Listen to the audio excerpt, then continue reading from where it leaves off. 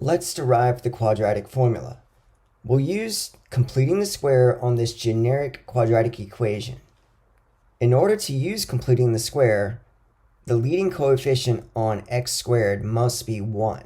So we have to start by dividing every term by a in order to force that coefficient to be 1. We now have x squared plus b over a x plus c over a equals 0.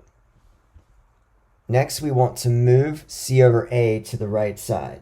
So we'll subtract that on both sides. Leave a blank spot.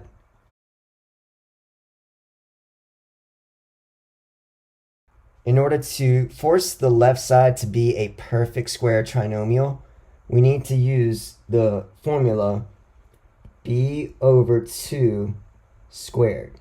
But in this case, our b value is actually b over a.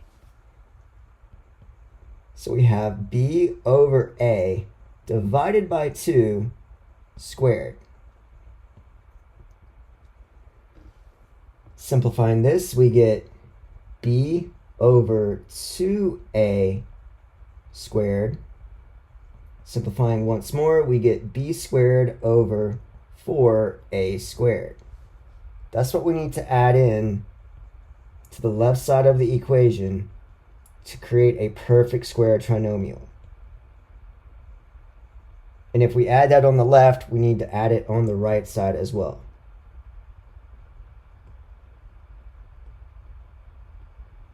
Since the left side is a perfect square trinomial, it can be factored as x plus b over 2a squared. And then the right side, we can simplify. In order to add those two fractions, though, we need to get a common denominator. That would be 4a squared. So our equivalent numerator would be 4ac over 4a squared.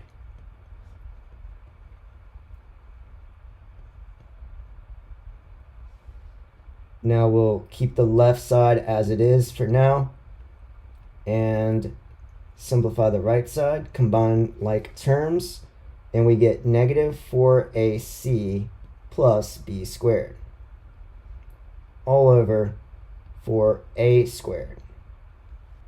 Notice the quantity on the left is being squared. In order to isolate the x, we can take the square root of both sides. This will give us x plus b over 2a equals plus or minus the square root of negative 4ac plus b squared all over 4a squared.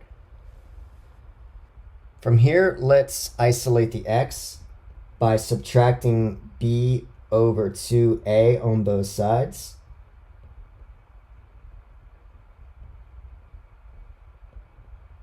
And at this point, we can break apart the radical. We have the square root of minus 4ac plus b squared all over square root of 4a squared. Continuing to simplify that rightmost fraction. The radical, I'm just going to reorder so that it looks a little familiar. We have b squared minus 4ac. And in the denominator, we can simplify. The square root of 4 is 2, and the square root of a squared is a. Finally, we combine those two fractions now that we have a common denominator, and we get negative b plus or minus the square root of b squared minus 4ac all over 2a. And this is where the quadratic formula comes from.